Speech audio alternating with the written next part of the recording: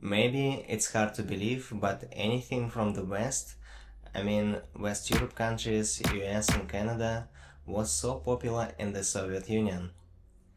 Such as cars, clothes, music, movies, anything was so valuable and it was so difficult to get.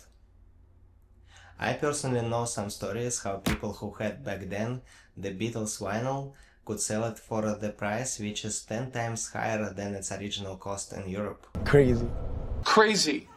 So guys, let's talk in this video why it was so difficult in the Soviet Union to get some stuff from Western countries and how actually Soviet people could get it. Let's go. First of all, any stuff from the Western capitalistic countries was banned or censored. But how people could get it?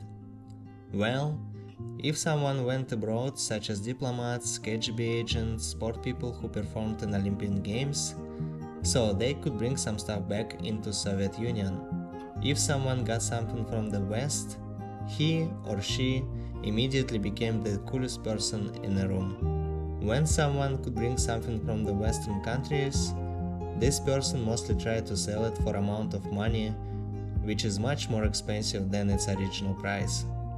People, if they had money, they paid this price because it was so cool to have it. But at the same time, they should be careful because if the police or KGB will know about they got some stuff from the West, it's gonna be trouble.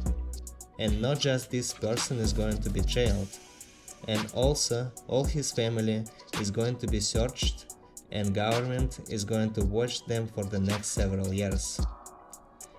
And all family members are gonna have a record about one of their family member was jailed because of the Western stuff possession.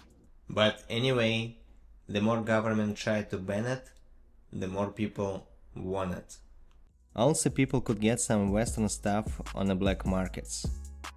But over there, mostly they could get only copies, which were bad quality, because it was a copy of the copy. The copied VHS had blurry images, weaker colors, more static and video noise, audio hiss and distortion. Despite the bad quality, people shared these tapes like gold, and they watched them in old Soviet TVs. Usually with overdubs by a single translator like Leonid Volodarsky. Отличный пистолет. Наводите прицел, и красный знак с пятнышкой появляется там, куда вы потом отправите пулю. He had so monotone voice, without any emotions. But anyway, he was so iconic. He was a legend. I still remember some movies which he translated. By the way, if people didn't wanna have a VHS at home, because it was too dangerous, they could go to private listening and screenings clubs, and for a small fee, they could get a Western vibe over there.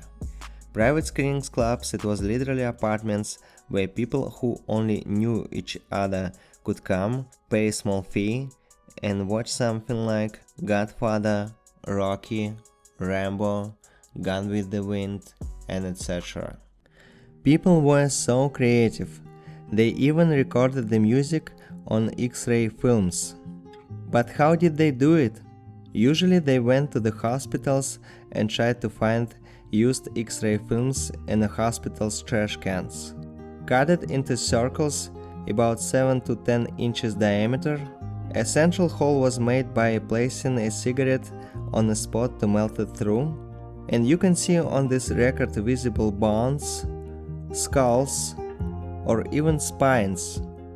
That's why it was named as a bone records. Soviet people lived a double life.